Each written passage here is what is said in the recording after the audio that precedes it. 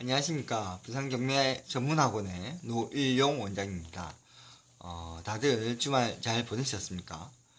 저는 개인적인 일로 울산에 넘어갔다가 조금 전에 사실은 집에 돌아왔습니다. 내일은 우리 부산경매 전문학원의 기초반이 개강하는 날인데요.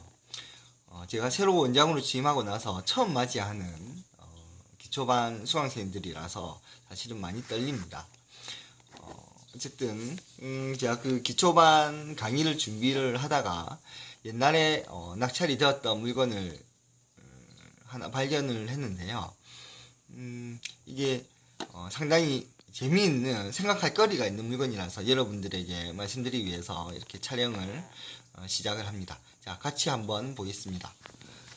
2010 타경 9988 울산광역시 북구 신천동에 있는 필그린이라는 건물의 223호 상가입니다. 상가. 자, 감정 가격은 3,900만원인데요. 800만원 정도에 한번 낙찰이 되었다가 무슨 사유에서인지 불허가가 났었습니다. 그리고 계속 진행이 되다가 200만원 정도까지 유찰이 되었는데요.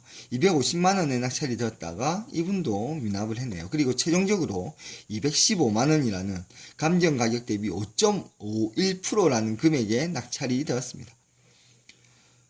상상을 할 수 없는 금액이다, 그죠?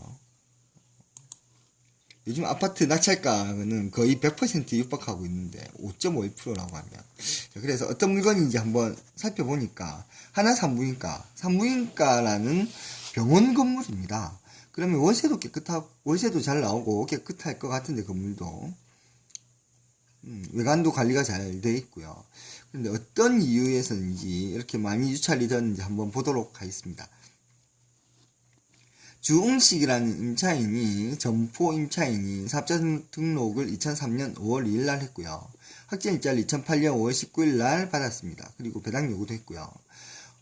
보증금이 7천만 원이고 월세가 150만 원이라서 잘 아시는 것처럼 상가 임차인은 한산보증금이라는 것을 계산을 하지 않습니까? 그래서 월세를 100개월치 월세를 고려를 해서 계산을 하기 때문에 월세 곱하기 100 더하기 보증금입니다. 그래서 150만원 곱하기 100 하면 1억 5천만원이고 보증금 7천만원을 더하면 한산 보증금이 2억 2천만원이 되겠습니다.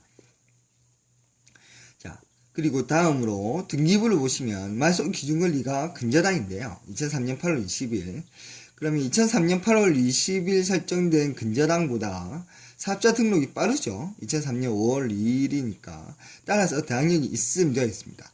그런데 이 임차인은 확정일자가 2008년 5월 19일입니다. 따라서 확정일자에 따라서 배당을 받기 때문에 임차인은 이 우리 캐피탈에서 배당을 받고 나면 2080만원이라는 배당을 받고 나면 실제로 2080만원도 아니죠. 이게 215만원에 낙찰이 되었으니까 기껏해야 경매 비용을 제하고 나면 한 100여만원 정도 배당을 받을 것 같은데, 어쨌든 우리 캐피탈에서 받아가고 나면 주웅식은 배당을 한 푼도 못 받습니다. 따라서 경매 사이트에는 이렇게 전액 낙찰자 인수라고 표시가 되어 있습니다. 자, 그런데 2003년 8월 20일 날 근저당이 설정이 되었잖아요. 따라서 이 상가 임차인에게 적용되는 상가건물임대차보호법은 2003년 8월 20일을 기준으로 이 한산보증금에 따라서 적용 여부가 결정이 되는데요. 자, 이게 상가건물임대차보호법의 적용 범위를 나타낸 표입니다. 그래서 우리가 이제 앞에 경매물건에서 말소기준권리가 2003년 8월 20일이었잖아요. 그러면 2003년 8월 20일은 이때다, 그죠? 이때고, 울산은 강력시니까 한산보증금이 1억 5천만원 이하일 때만 이 상가건물 임대차보호법이 적용이 되었습니다. 따라서 한산보증금이 2억 2천만원인 이 상가는 상가건물 임대차보호법이 적용되지가 않죠. 자, 상가건물 임대차보호법이 적용되지 않으면 이 임차인은 아무리 사업자 등록을 말소기준권리보다 빨리 했다고 하더라도 대항력이 없습니다. 발생하지 않습니다. 보호법 자체를 적용받지 않기 때문이죠.